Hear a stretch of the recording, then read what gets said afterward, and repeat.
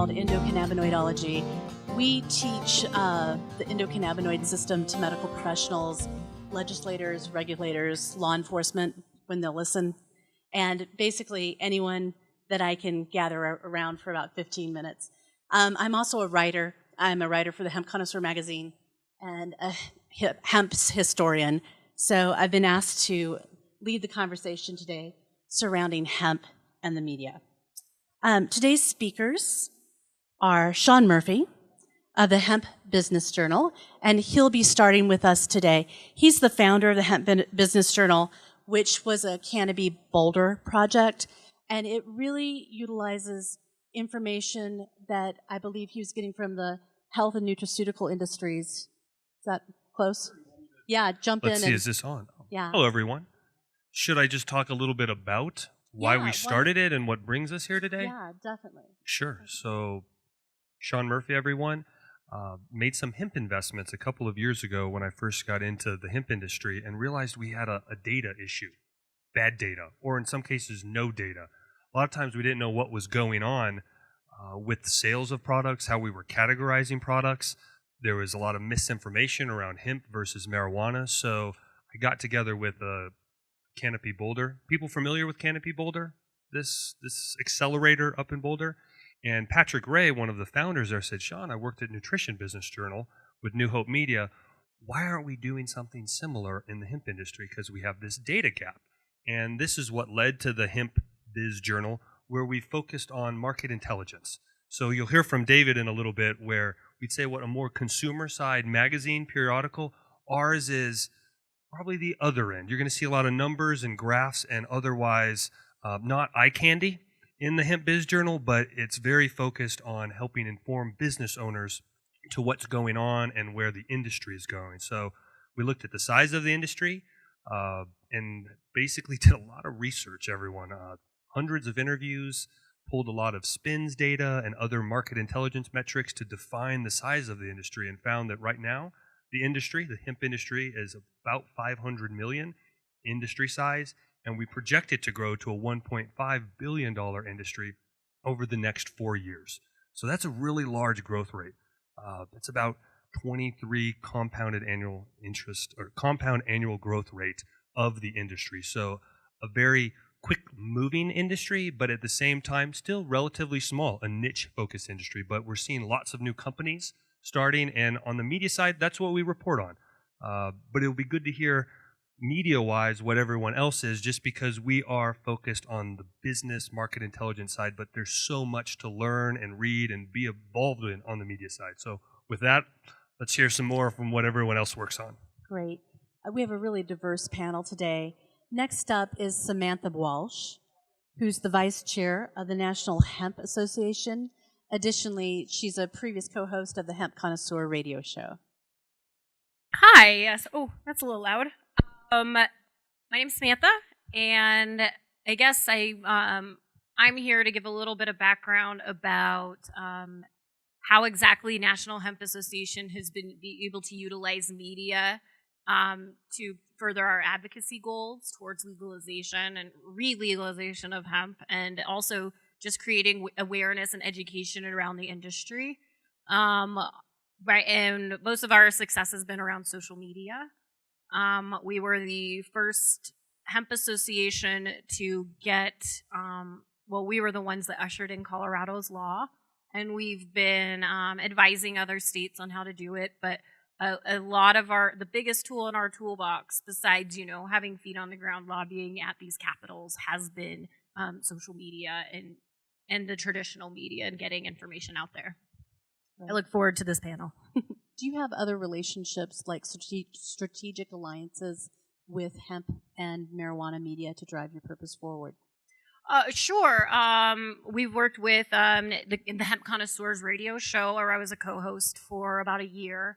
Every day we would talk about, and this was right as we were ushering in legislation, so it was really important to get it out there, a singular point of view about where we have been, what was going on, because a lot of people don't know what happens behind the curtain. And so it was really important that they understood how these steps really get taken. And and we've done a few I think articles with the Hemp Connoisseur magazine, and they've been such a great asset for us. And personally, I like once on I don't know why I was hosted Weed TV thing. I don't know why. It was crazy. I was young, impetuous. Excellent. Next up, why don't we go to David Maddalena? David is the founder and CEO of the Hemp Connoisseur magazine. He's been immersed in the legal cannabis industry since 2009. 5 years ago, he founded THC magazine with the mission of elevating the image of the cannabis plant and its many medicinal and industrial benefits. Through engaging and informing content, along with elegant design, THC has been twice awarded Best Cannabis Publication by the Cannabis Business Awards. David's now building on his past experience in production to launch the newest division of the Hemp Connoisseur with THC Entertainment. And I'm just going to give a shameless plug for the magazine because we're media, right? That's what we're all about. This is after 5 years of blood, sweat, and cannabinoid-based tears, this is the National Hemp Connoisseur magazine. So, it's another just an action to cycle. Okay, so one other thing I want to mention, I've been trying to incorporate real world into this show as much as I can. And we accidentally Nope. There it is. All right, so Christie's trying to make me blush here, but I appreciate it. We founded the Hemp Connoisseur. Actually, that kind of said it all. So that was really nice and eloquent. I don't know who wrote that, but cool. The idea was, from the very beginning, there was a medical marijuana industry. That was what there was. There wasn't really a Colorado hemp industry here in Colorado. And we saw a need for, first of all, an upscale presentation for the marijuana side of things. Up to that point, there was a magazine out there. I'm not going to really say their name. They don't exist anymore. But they were the pioneers, so I'm not going to discredit them. They kind of helped me get where I was going. But somebody else will say it. There you go. The problem was the presentation was lacking, like dramatically lacking for the industry and how they wanted to be presented. And that was feedback from other business that I was doing in the industry. And I started hearing back about this and said, well, wait a minute, I could do better. And I have no publishing experience. But, we got consulted and we were able to do that. What we did was we asked the industry, what do you want in a cannabis publication? And we will build that publication for you. Of course, the marijuana industry did not say anything about hemp. That was my thing. I said, no, we can't do this without talking about hemp. And that's, if you look at other cannabis publications out there, they do talk about hemp. But it's kind of like marijuana, weed. Oh, yeah, and hemp's pretty cool, guys. And we were like, no. We're going to make a concerted effort to talk about it equally, and that's why our logo is THC, the Hemp Connoisseur, because the duality of the cannabis plant. And I will always say this, it is all cannabis. It's all one plant. Segregation does not work, in my opinion, and please point to a time when segregation worked, because it just doesn't. And so the fact that we're segregating a plant is absolutely insane to me. But it is about elevating the image of the industry, and to me, it's about developing consumers. I love what Sean does. I don't want to do that. So I'm so glad that I'm so glad, because people were coming to me like, hey man, you guys got to do a business to business, and you got to do all the analytics and all that. And I've always been more interested in the people. I've always been more interested in who's the person starting this business. I want to hear their story. I want to find out who's this person who's sick, who's being cured by cannabis. Let's tell that story. What he is doing is so absolutely necessary, and I'm so glad, because he's going to do a way better job than we ever could. So thank you. No. It's so vital what Hemp Business Journal is doing and accomplishing, and that kind of brings to the next thing. To me, there's a fractured sentiment in the media, even in the cannabis side of things. There's competition, of course. We're all fighting for advertisers.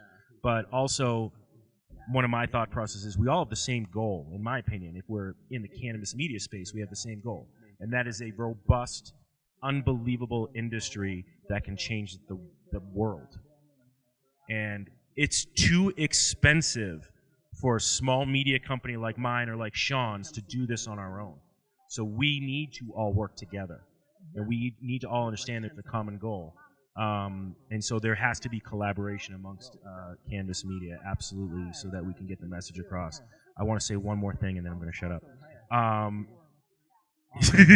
Yeah. Only when Sam speaks up, because she used to give me a hard time on my radio show. Yeah. There you go. Okay. In dealing with mainstream media, be careful.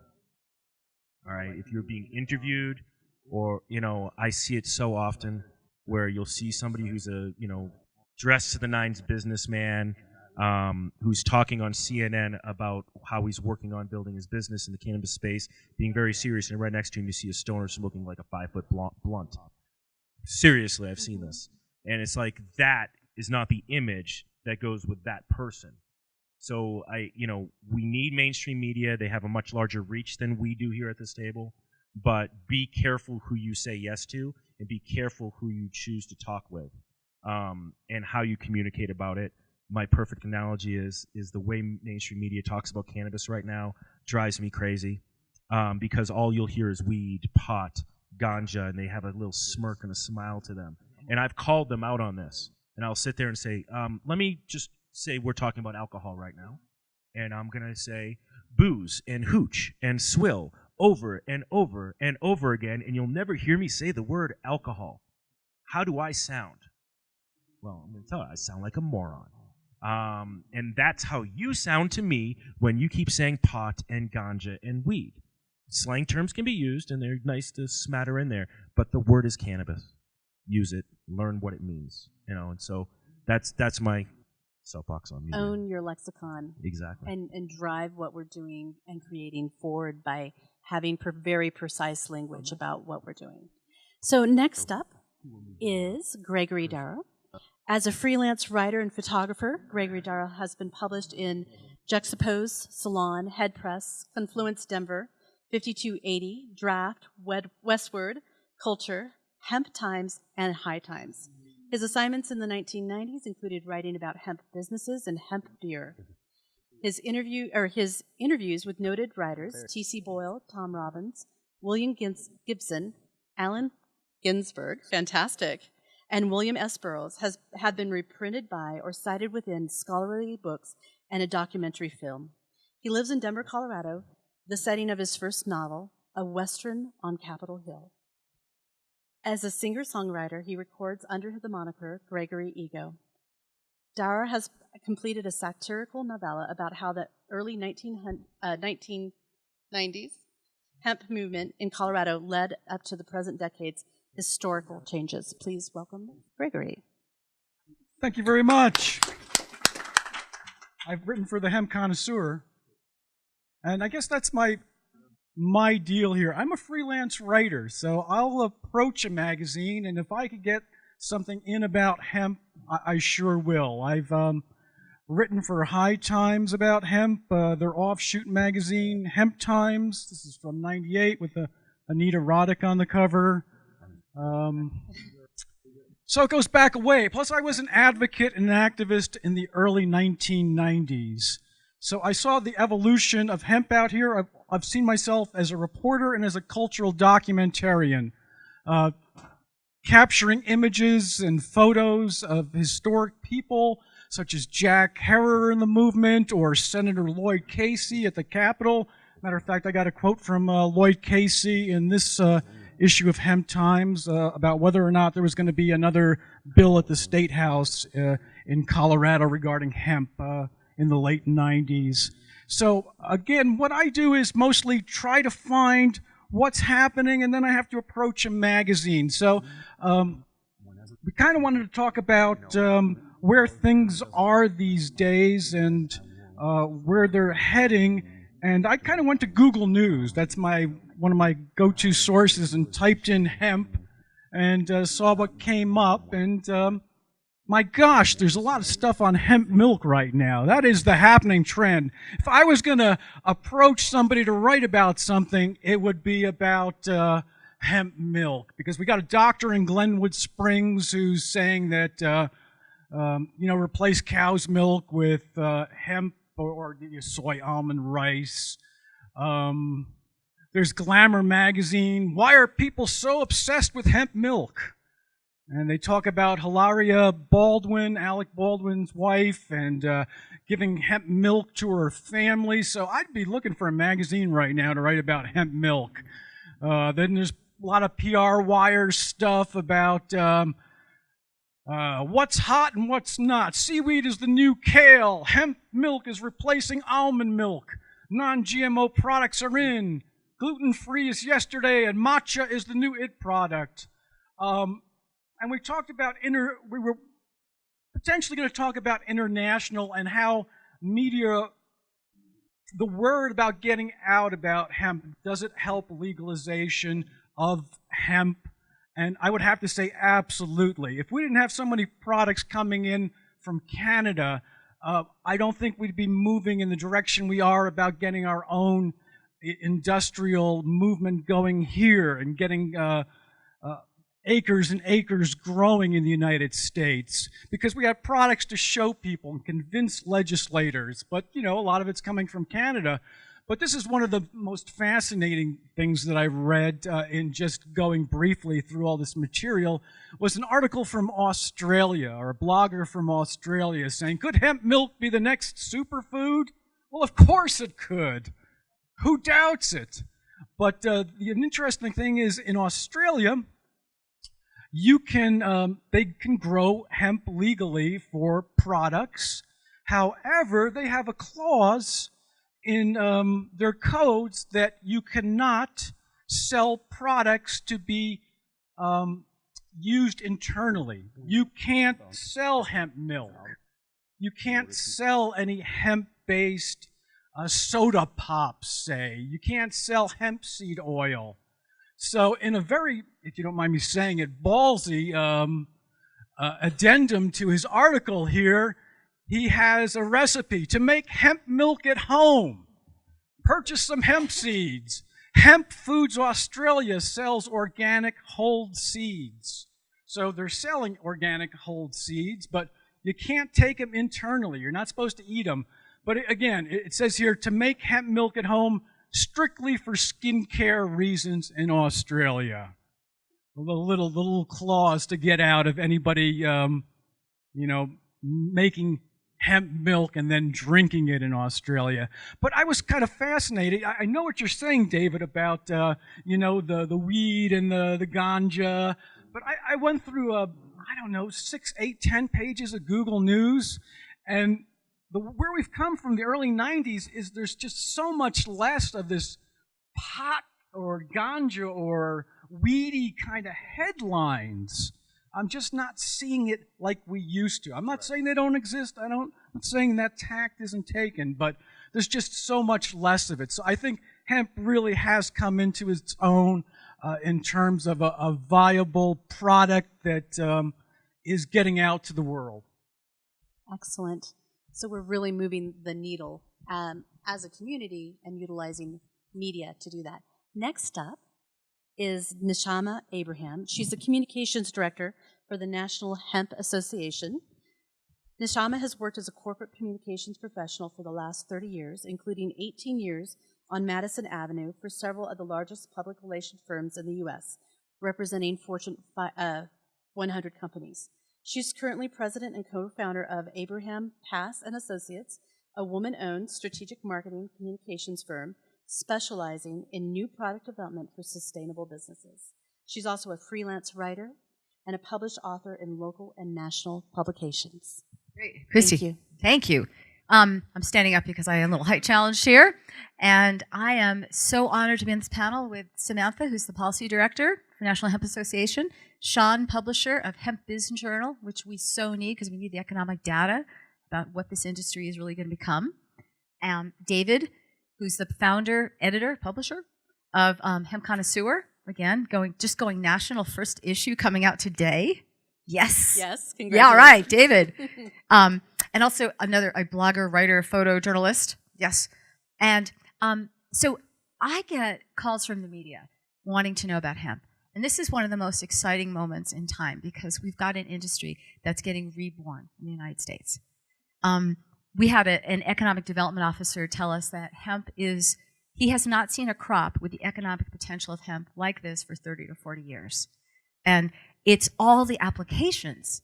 Like when journalists, if you look at the different sectors, so reporters who cover building, oh my gosh, having a building material that's new, that's going to be a cover story of Architectural Digest or, Home Beautiful, because it's antifungal and antimicrobial.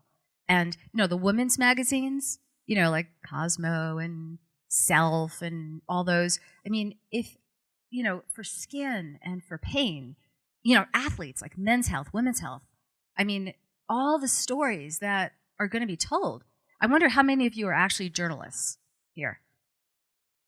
All right. Hope you got free. You got good. We had a great media tour this morning. So, it's like the world is open to cover hemp.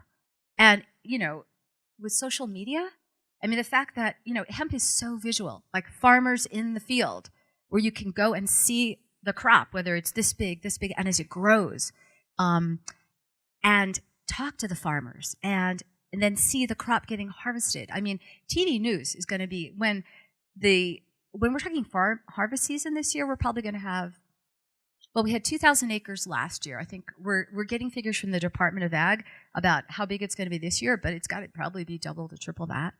So we have such a visual story that is perfect for any medium. I mean, for television, social media, to take these 5-minute pieces. So I think we are in heaven as far as media and hemp. Thanks. Excellent. Thank you so much. So please, I and then I have OCO, obsessive compulsive order, and data guy. Is there any NoCo team members here? So people keep coming in this door, and I think if we stop that, it wouldn't be as distracting to everything. So maybe we just get like a sentinel or something. I never get to use that word, sentinel, in the Matrix. Yeah, that was just my quick thing. We so lost our sentinel. There was someone there earlier, but we lost him. So I would like to go ahead and open it up to questions. And keep in mind, as hemp media, we're also subject matter experts. So we can talk about hemp media. We can really talk about anything. So if you all have any questions, we'd love to address that. And with questions, everyone, let's set a couple goals. Let's keep them concise, right? We've all heard those questions that seem to keep going and going. Let's keep a tight question. And then if you ask us a tight question, we'll give you a tight, succinct response. OCO. I know, but this is good. Timing is key in these conferences. We want to answer a lot of questions. We want to get the information and the knowledge out to you. So, we're not judging. Right, let's stop talking so they can ask those questions. Is it on? Mark Goldfogel. So I know there's a lot of rules regarding advertising marijuana. What rules, if any, are there for advertising and promoting hemp? None as of right now. I haven't had any dealt with.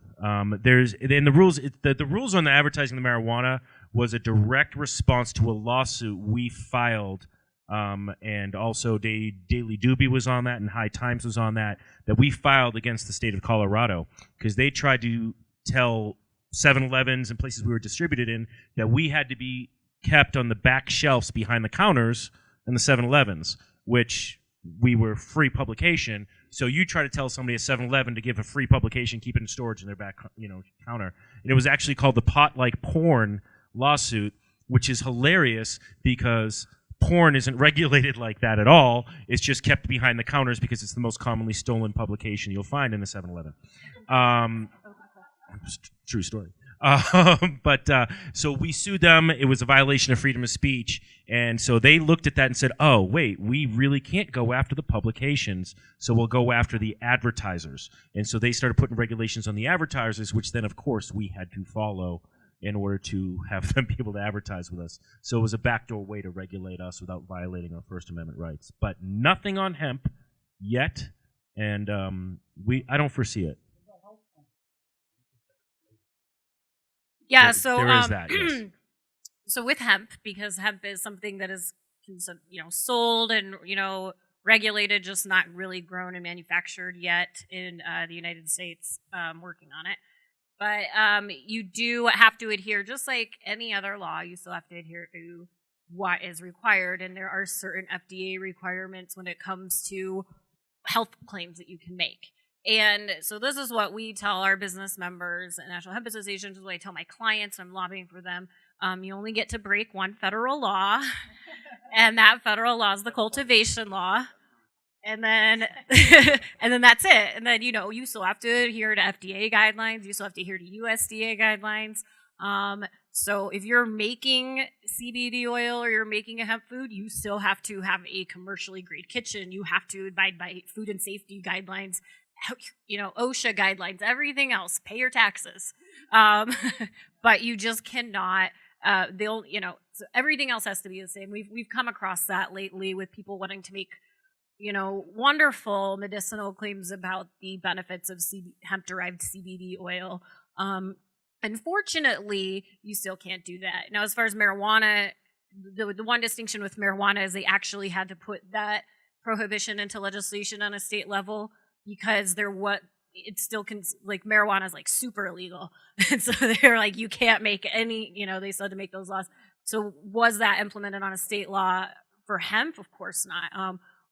The way we've always approached it is just adhere to every other federal guideline.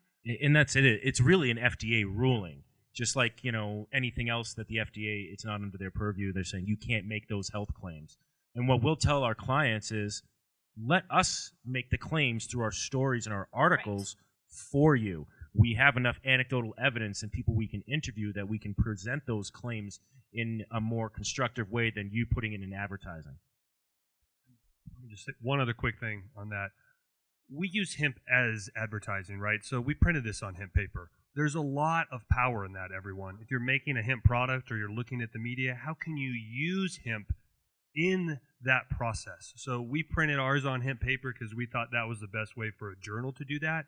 But there's some really cool technology coming out on biodegradable wrappers, right? Moving more towards a sustainable wrapper, less plastic. And that's hemp, everyone, bioplastics. Hemp can be used for that. So think about on the advertising side, the promotional side, hemp has a lot of qualities that you can use to support that. Something to think about. Hi, we're being told that we can't even link on our website to hemp-related articles. That's what our legal team is saying. So I was wondering if you had any.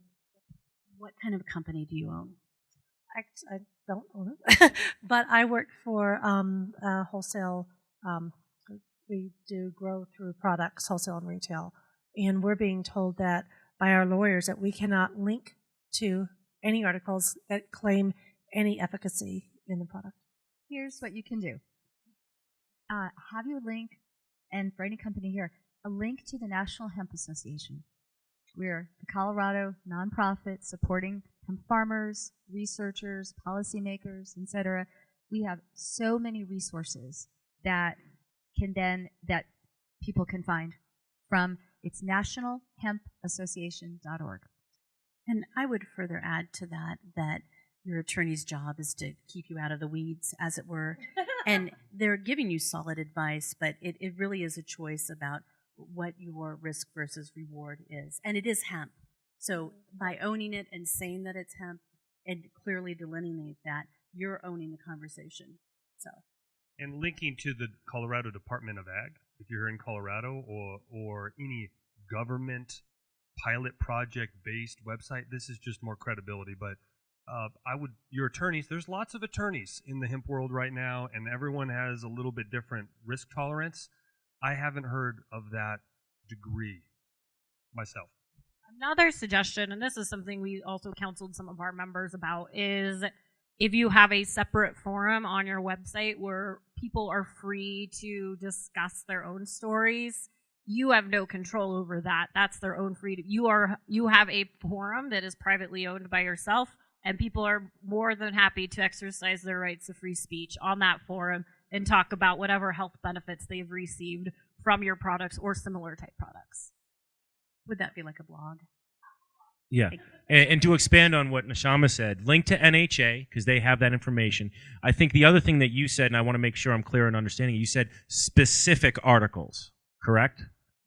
All right, so just link to Hemp Business Journal's main homepage, link to the Hemp Connoisseur's homepage, link to NHA's homepage. You are now saying, look, you want to find out more about hemp in general, you go to these resources and you can find out more and do your own due diligence. But when you do cite a specific article that has the health benefits on your website, I can absolutely understand why your lawyer would say that. I would not do that either. Yeah.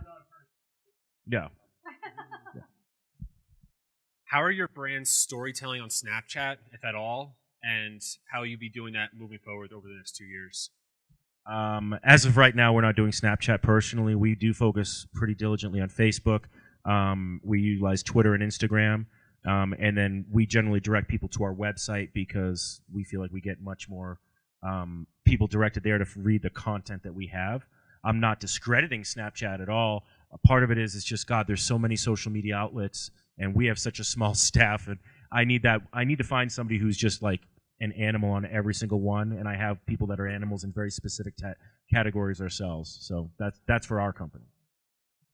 So with National Hemp Association, one of the projects that we're currently developing in Congress with our state affiliates, because the way Snapchat works is it's very geographically centered, so whoever's in the area gets the message. So one of the things that we want to do as we're building out our social media network with advocates and grassroots efforts is utilize apps like Snapchat, because you can say, hey, this legislation's coming up right now. Start emailing your congressman, start hashtagging this on Twitter, take this live, or, let them know, because it's a great way to get people, particularly if they're in the area in the Capitol, even if it's 10 extra people who just happen to have nothing to do at their lunch hour, all of a sudden can show up at a state capitol and testify, because that is their, constitutionally given right. And they can just say, hey, and they hear about it by Snapchat. And this is sort of the ways that we're planning on engaging particularly younger generations who don't have the decades of experience that the other people have on here. I'm a millennial. We've got another tool. Just using traditional internet. So if you go to the nationalhempassociation.org website, and on the homepage there's the picture of the Capitol. Click that. That takes you to the federal campaign where we're working to pass this piece of legislation, Industrial Hemp Farming Act. There's a place there where you can put in your zip code, and then as a grassroots activist, you can write to your elected official and say why it's important to you that hemp is something that we can grow in the United States freely, and it can cross state lines. We've also got a place for farmers to do that. And farmers have been jumping on because they want to grow hemp here. And so they can write to their elected officials. We've got something going on that is a petition that's going around the expo right now for business owners to it's a letter that's going to Congress to say, I have a product, I have a business where I use hemp, and I want my hemp to be sourced here in the United States. So sign that. So those are 3 things that we're doing also that you can get involved with, whether you're a business owner, an individual, or a farmer. Thanks. Great. I think everyone, just real quick, is a theme of this should be education, right? There's an education gap, whether it's a lexicon or an understanding, but if you're in the media industry, that's a problem that we've had, and that's always a business opportunity if you're an entrepreneur. So think education, think unique ways, whether it's Meerkat or Periscope, Facebook live streaming, think of ways to help educate between marijuana and hemp and what's really going on, not just the prevailing story that we've heard from I've never seen a Hemp Times. That's awesome. That's like history, but there is a whole history to this plant and the lexicon. So help on the education side. There's lots of opportunity there. So our last question today. I just wanted to pick your brains, spark some discussion, and I wanted to know what your thoughts are on which do you think has more profit potential and disruption of the American economy? Either hemp constituent bulk commodities like fiber, cellulose, stuff like that. Generally, they're not branded, or branded hemp-based products, eco-friendly cardboard, for example.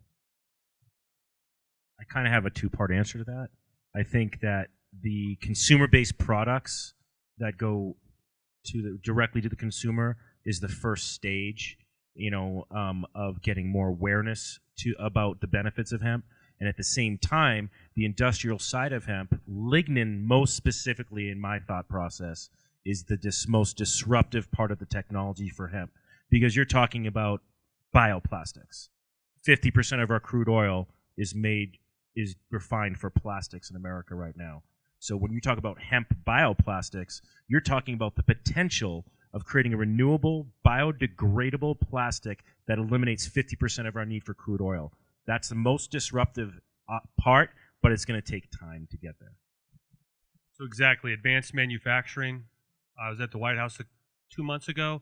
This is a big push. How, as an American economy, can we focus on disruption, to use a catchphrase, in advanced manufacturing? So processing, biofuels, bioplastics, something I would be looking at. We're projecting a very high growth rate in that as infrastructure comes online, but also healthcare, everyone.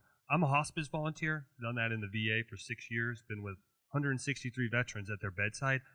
Let's look at CBDs and uses for hemp as a medicinal plant in healthcare. I mean, there are so many opportunities, and the disruption is there. So at least our projections would show industrial uses and medical side uses, but there's many in between that we've seen be successful, and we want to encourage people to use this plant. Okay, we just have a final thought from Nishama.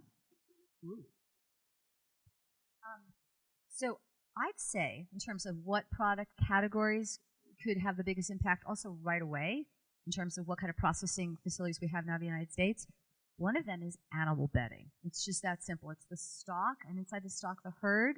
Really easy to take it from the field and give it to cattle, from sheep and cows and horses, both to eat and also to lay down on. It absorbs really well. This is from hemp herd.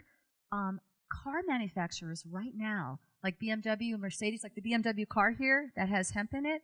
So hemp is used in the upholstery. It's used in the car door.